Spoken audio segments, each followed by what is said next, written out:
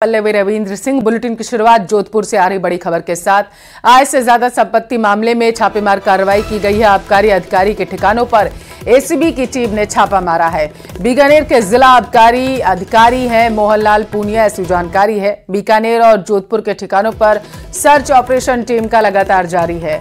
बेनामी और बाकी अन्य संपत्ति होने को लेकर के ये जांच जो है वो की जा रही है। अलग अलग बैंक खातों के बारे में भी टीम जो है वो पड़ताल करने में जुटी हुई है। ज्यादा जानकारी लेंगे, संवाददाता टेलीफोन लाइन पर चंद्रशेखर जुड़ चुके हैं। चंद्रशेखर, कार्रवाई जारी है, क्या कुछ मिला? देखिए पल्लवी, बात करें तो एक बार फिर एसीबी एक्शन मोड में है और एसीबी को सूचना मिली थी कि बीकानेर जिले के आबकारी अधिकारी मोहनलाल पूनिया के पास जो बेनामी संपत्ति है और आय से अधिक संपत्ति उन्होंने एकत्रित कर रखी है। इसके बाद एसीबी की 2 टीमें गठित की गई और इनके जो बीकानेर और जोधपुर स्थित ठिकानों पर जो है लगातार सर्च जारी है। बात करें तो जोधपुर के आरटीओ रोड पर आरटीओ कार्यालय के पास स्थित इनके मकान पर एसीबी की टीम जो है दस्तावेज खंगाल रही है और ऐसा माना जा रहा है कि बड़ी मात्रा में जो बेनामी संपत्तियां हैं, रिश्तेदारों के नाम प्लॉट और अन्य भवन इत्यादि जो है इन्होंने ले रखे हैं, उसकी जो है एसीबी जांच कर रही है। इसके अलावा जो अलग अलग बैंक खातों में जो है रिश्तेदारों के नाम से और परिवार के लोगों के नाम से जो लॉकर और बैंक खातों में पैसे जमा कर रखे हैं, उसको लेकर जो है पूरी पड़ताल चल रही है। माना जा रहा है कि शाम तक जो है एक बड़ी सूचना सामने आ सकती है और एक बड़ी कार्रवाई ये कही जा सकती है। चंद्रशेखर, मामला बड़ा है तो क्या माना जाए कि ये जो कार्रवाई है ये अभी जारी रहेगी लंबे समय तक? जी निश्चित तौर पे बात करें तो चूंकि ये बीकानेर और जोधपुर दोनों जगह पर कार्रवाई चल रही है और जो उनका भवन है जोधपुर, जो इनका निवास स्थान है, वहां पर जो है एसीबी की एक टीम पहुंची और काफी संख्या में जो एसीबी के अधिकारी और कर्मचारी वहां पर मौके पे पहुंचे और दस्तावेज को खंगाल रहे हैं। निश्चित तौर पर शाम तक जो है एक बड़ा खुलासा होने की उम्मीद है और ये कहा जा सकता है कि राजस्थान में एक बार फिर एसीबी हरकत में आई है और एक बार फिर एक्शन मोड में नजर आई है। जी बहुत शुक्रिया चंद्रशेखर तमाम जानकारी के लिए। और इस वक्त की सबसे बड़ी खबर आप तक पहुंचाएंगे। दौसा सहित कई जिलों में एसीबी जो है वो छापेमार कार्रवाई को अंजाम दे रही है। बताया जा रहा है कि आय से ज्यादा संपत्ति मामले में एक्शन जो है टीम की तरफ से लिया गया। मामले को लेकर के महुआ में सर्च ऑपरेशन किया जा रहा है। डॉक्टर दिनेश मीणा के घर पर और सरकारी आवास पर छापा मारा गया। घर पर दस्तावेजों को एसीबी की टीम जो है वो खंगाल रही है और इसके साथ साथ बैंक खातों के साथ अन्य जो शिकायतें मिली हैं संपत्ति के मामले में, उनकी जांच टीम कर रही है। तो बड़ी खबर आप तक पहुंचा रहे हैं। दौसा के महुआ से बड़ी खबर है, दिनेश कुमार के घर पर छापेमार कार्रवाई। जोधपुर का रुख करेंगे जहां से बड़ी खबर है। निजी अस्पताल में हंगामा हुआ। मरीज की मौत के बाद लापरवाही का आरोप लगा है। राजू अलावत नाम मरीज की मौत हुई है बताया जा रहा है। हंगामे के बाद मौके पर पुलिस पहुंच गई है जैसे उन्हें सूचना मिली। बनाड़ स्थित श्रीराम अस्पताल में हंगामा किया जा रहा है मरीजों के परिजनों की तरफ से भी और मरीज की मौत के बाद डॉक्टर पर जांच रिपोर्ट फाड़ने का भी आरोप है। हंगामे के बाद डॉक्टर ने अपने आप को कमरे में बंद कर लिया, ऐसी जानकारी है। मृतक के परिजन एफआईआर दर्ज करने की मांग जो है वो कर रहे हैं। एफआईआर नहीं होने तक शव नहीं उठाएंगे परिजन, ऐसी जानकारी है। तो परिजनों ने चेतावनी दी है कि जब तक जो है इस पूरे मामले पर कार्रवाई नहीं की जाती है तब तक शव को नहीं उठाया जाएगा। बताते चले कि रिपोर्ट फाड़ने का भी डॉक्टर पर बेहद ही गंभीर आरोप परिजनों की तरफ से लगाया गया है। अस्पताल में परिजनों ने जमकर हंगामा किया जब मृतक की मौत के बाद।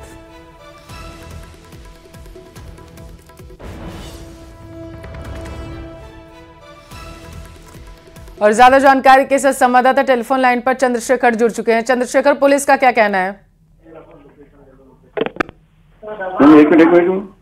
चंद्रशेखर, आवाज पहुंच रही है? जी जी बताइए, पुलिस का क्या कहना है और परिजनों ने क्या आरोप लगाए हैं?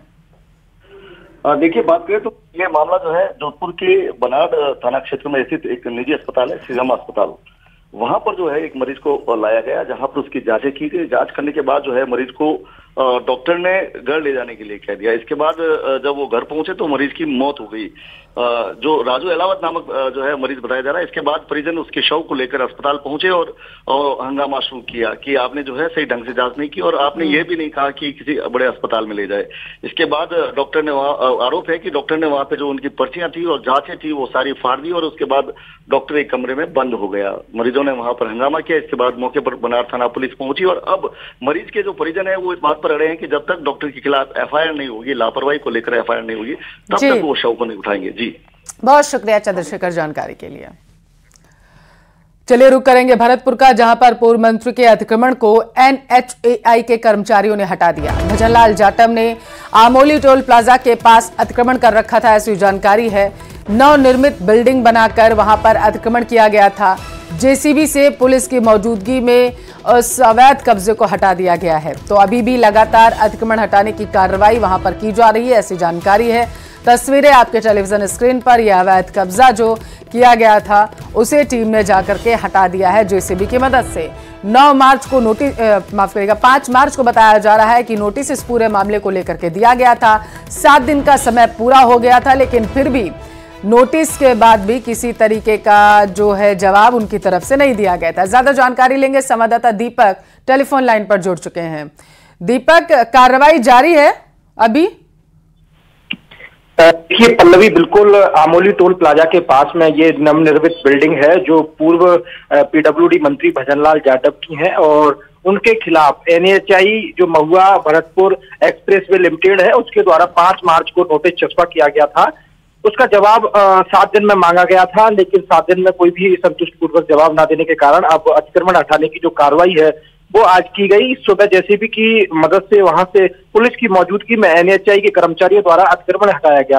लेकिन सबसे बड़ा सवाल ये है पल्लवी कि जब पिछली सरकार थी तो पूर्व ये PWD मंत्री थे भजनलाल जाटव, उस दौरान NHAI के नियमों की अनदेखी करते हुए भी इन्होंने बिल्डिंग का निर्माण करवाया और अब उसका खामियाजा इनको भुगतना पड़ रहा है, क्योंकि उस दौरान ये सूबे में थे तो उसका इस्तेमाल करते हुए इन्होंने वहां पर बिल्डिंग जो है वो बनाई थी और अतिक्रमण किया था। उस दौरान भी NHAI के कर्मचारियों ने, अधिकारियों ने इनको रोका था, लेकिन उस समय इन्होंने नहीं माना और अब ये अतिक्रमण हटाने की जो कार्रवाई है वो की जा रही है। इतना ही नहीं, रॉ के नियमों के तहत जो बनाए गए हैं दायरा, उसके अंदर इनकी जो बिल्डिंग है उसके कई हिस्से आ रहे हैं जिनको तोड़ने की जो कार्रवाई है। ठीक है दीपक, नजर बनाए रखना, शुक्रिया जानकारी के लिए।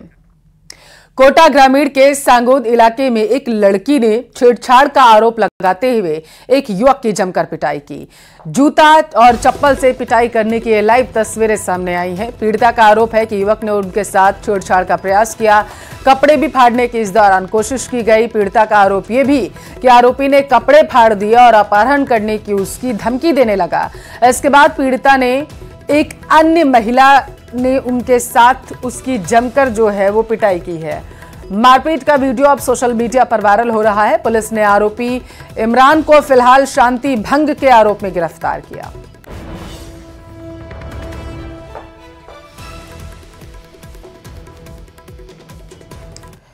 और अब आपको ईडी की कार्रवाई से जुड़ी एक सबसे बड़ी खबर बताएंगे। पेपर लीक माफिया पर ईडी का एक्शन देखने को मिला। गिरोह के सरगना की संपत्तियों पर जब्त की गई है, कार्रवाई की जा रही है। आरपीएससी पूर्व सदस्य बाबूलाल कटारा की संपत्तियों को जब्त किया जा रहा है, ऐसी जानकारी है। तो बाबूलाल कटारा के संपत्तियों को सीज किया जा रहा है। बताया जा रहा है कि कार्रवाई जो है वो टीम की लगातार जारी है। कटारा के बेटे दीपेश से भी जुड़ी संपत्तियों पर आज कार्रवाई की जाएगी, ऐसा जानकारी सामने निकलकर आ पा रही है। तो दीपेश कटारा की 5 संपत्तियों पर ईडी आज जो है वो कब्जा करेगी, जब्त करने की कार्रवाई करेगी। दीपेश के नाम से जमीनों को भी ईडी अधिग्रहण कर रही है। डूंगरपुर में दीपेश कटारा के जमीनों का अधिग्रहण होगा। तो बड़ी खबर आप तक पहुंचा रहे, कटारा के बेटे दीपेश की संपत्तियों पर भी एक्शन लेने की तैयारी में टीम है। बता चलिए जानकारी ये सामने निकल कर आ पा रही है कि आज जो है वो कटारा के बेटे की संपत्तियों को भी जब्त करने की कार्रवाई जो है वो टीम करेगी। तो आरपीएससी पूर्व सदस्य बाबूलाल कटारा की संपत्तियों पर पहले ही एक्शन जो है लगातार देखा जा रहा है ईडी का, और अब इस पूरे कार्रवाई के जद में उनका बेटा भी आ चुका है। डूंगरपुर में दीपेश कटारा के जमीनों का अधिग्रहण जो है वो ईडी की टीम करती हुई नजर आएगी। तो ईडी का एक्शन लगातार इस पूरे मामले में देखने को मिल रहा है और अब ये जो है गाजगिरी है आरपीएससी पूर्व सदस्य बाबूलाल कटारा के बेटे पर। उनकी संपत्तियों को भी सीज करने की, जब्त करने की तैयारी ईडी की टीम कर रही है। तो दीपेश कटारा की 5 संपत्तियों पर बताया जा रहा है एक्शन लिया जाएगा।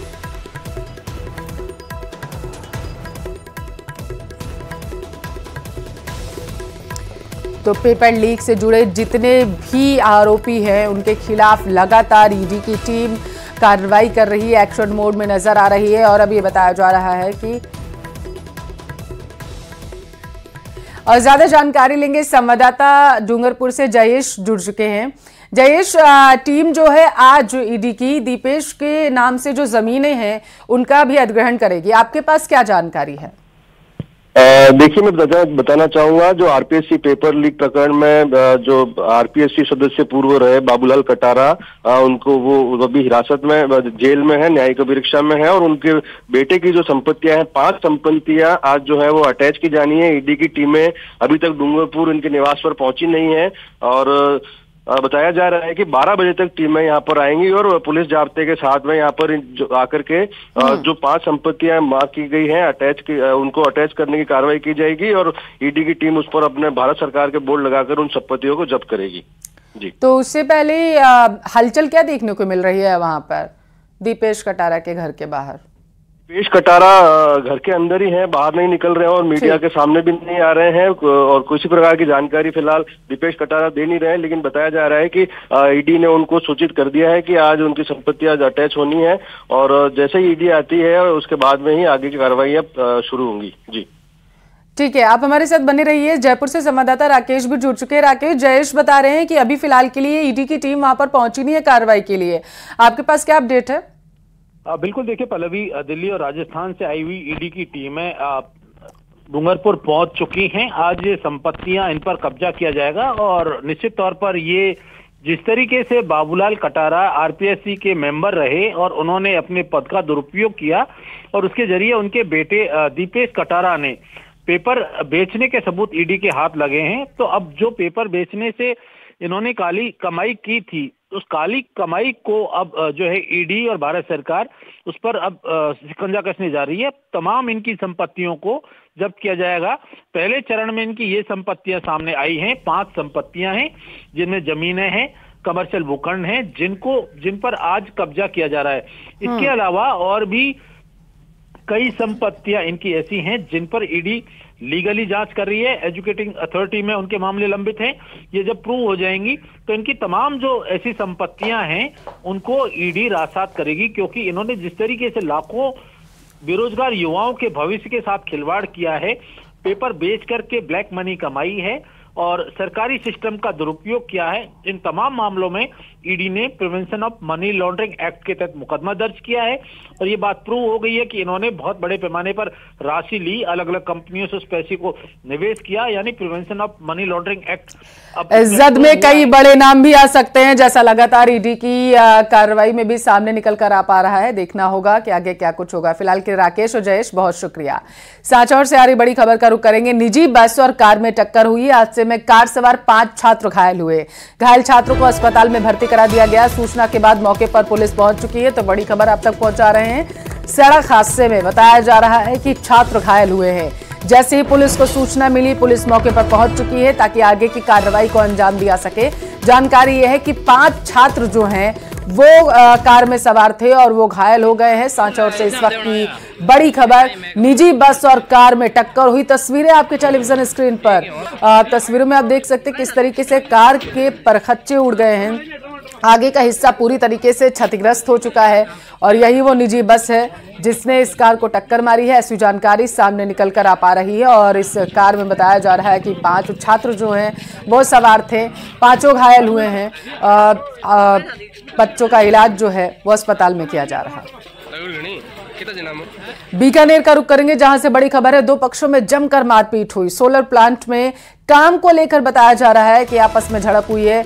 2 पक्षों में मारपीट के बाद गाड़ियों में भी तोड़फोड़ की गई। मारपीट में 2 युवकों को गंभीर चोट आई है। बताया जा रहा है कि दोनों पक्षों में पहले भी मारपीट जैसी घटनाएं हो चुकी हैं। सूचना के बाद मौके पर पुलिस पहुंच चुकी है और अब इस पूरे मामले की जांच की जाएगी। तो बड़ी खबर आप तक पहुंचा रहे हैं। मारपीट में 2 युवकों को बताया जा रहा है गंभीर चोट आई है और हैरानी की बात तो यह है कि जानकारी ये मिल पा रही है कि इन दोनों पक्षों में पहले भी मारपीट जैसी घटनाएं सामने निकलकर आ चुकी हैं। तो 2 पक्षों में जमकर मारपीट हुई है। हालांकि सोलर प्लांट में बताया जा रहा है काम करने को लेकर इस बार मारपीट हुई है और पिछली बार किस वजह से दोनों पक्ष आपस में भिड़े थे, अब पुलिस इस मामले की जांच करेगी।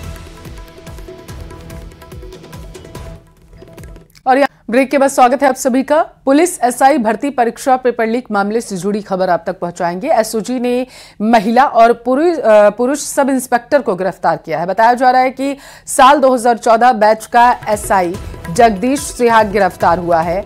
साल 2021 बैच की प्रशिक्षु एसआई इंदु बाला भी गिरफ्तार हुई है। रिश्ते में भाई बहन लगते हैं दोनों गिरफ्तार सब इंस्पेक्टर। परिचित महिला वर्षा ने डमी कैंडिडेट बनकर बताया जा रहा है कि परीक्षा दी थी। ट्रेनी एसआई इंदु बाला और भगवती की जगह ये परीक्षा दी गई थी। डमी कैंडिडेट ने 10 से 15 लाख अभ्यर्थियों से रुपए लिए थे। एसआई जगदीश सिहाग के मार्फत डमी कैंडिडेट ने परीक्षा दी थी।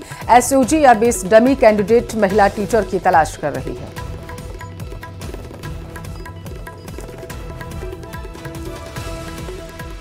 तो दोनों भाई बहन अब जो है वो पुलिस की जद में आ चुके हैं। बताया जा रहा है कि दोनों की परीक्षा जो है डमी कैंडिडेट बनकर इनकी ही एक परिचित ने दी थी, जिसके बाद पुलिस ने अब उसकी तलाश जो है वो शुरू कर दी है। और आरोप ये भी कि 10 से 15 लाख रुपए परीक्षा देने के एवज में परिचित महिला ने मांगे थे।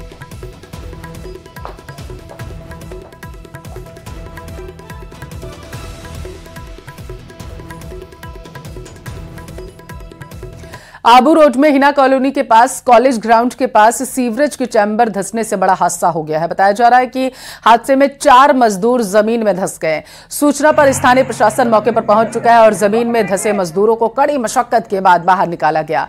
मजदूरों को आबू रोड के ट्रॉमा सेंटर में भर्ती करा दिया गया है। 2 मजदूरों की हालत बेहद गंभीर बताई जा रही है। सीवरेज कार्य के दौरान कंपनी की लापरवाही भी सामने आई है।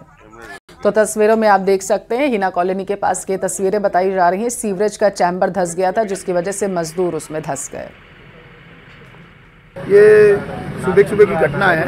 पहले से होल खुला हुआ, चैम्बर अंदर लगे हुए थे, चैम्बर से कनेक्शन कर रहे थे। ये सीवरेज का काम चल रहा है आबू रोड में। ये एल&टी का ठेका है। एल&टी ने आगे सबलेट करके शर्मा जी के नाम के किसी ठेकेदार को ठेका दे रखा है। उसके 8 आदमी आज सुबह यहाँ पे काम कर रहे थे, जिसमें 2 सुपरवाइजर थे, 2 जेसीबी के ड्राइवर थे और 4 लेबर थी। 4 लेबर जो है जैसे ही कनेक्शन के लिए पाइप के वहाँ उतरी तो ऊपर से मिट्टी धस गई। गीली मिट्टी थी, सुरक्षा के मानक पूरे अपना ही नहीं गए थे। तो चारों जनों को अब बाहर तो निकाल दिया। पुलिस और प्रशासन की मदद, श्रीमान एसडीएम साहब भी मौके पे पधारे और हमारा स्टाफ मौके पे ही है और चारों को निकाल दिया है। 2 गंभीर हैं और 2 बोल रहे हैं वो खतरे से बाहर, अभी तक दिखने में तो खतरे से बाहर दिख रहे हैं, लेकिन वास्तविक स्थिति तो अस्पताल जाने के बाद ही पता लगेगी। कोटा में शिवरात्रि पर करंट हादसे में झुलसे एक और बच्चे ने अपनी जान गंवा दी है। बताया जा रहा है कि जबकि एमबीएस अस्पताल से 2 बच्चों को जयपुर रेफर कर दिया गया है। 7 साल के बच्चे की अचानक तबीयत बिगड़ गई, उसका बीपी और ऑक्सीजन लेवल कम हो गया।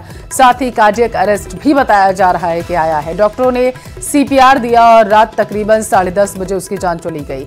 अब अस्पताल में 4 बच्चे भर्ती हैं। बीच बीच में कोई ना कोई कॉम्प्लिकेशंस जो हैं वो हो रही हैं, क्योंकि इनके बॉडी में मल्टीपल बर्न हुए हैं। दरअसल 8 मार्च को कलश यात्रा निकालते समय हादसे में 18 बच्चे झुलस गए थे। इनमें से अब तक 2 बच्चों की जान चली जा चुकी है।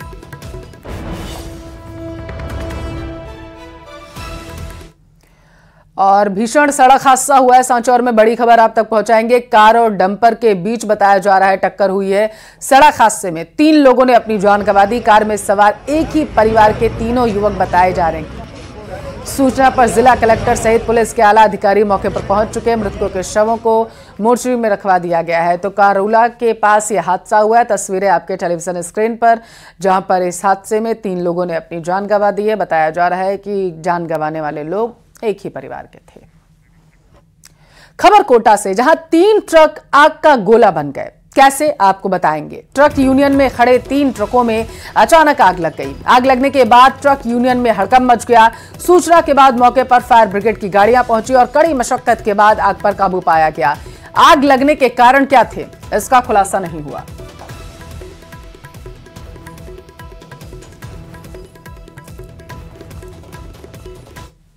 रतनगढ़ में रीको स्थित एक फैक्ट्री में अज्ञात कारणों से आग लग गई। घटना के बाद लोगों में अफरा तफरी का माहौल बन गया। पालिका की दमकल और निजी साधनों से करीब 1 घंटे की कड़ी मशक्कत के बाद आग पर काबू पाया गया। दरअसल फैक्ट्री में रखे लकड़ी के बुरादे में अज्ञात कारणों के चलते अचानक आग लग गई और तस्वीरों में आप देख सकते हैं आग कितनी भीषण थी।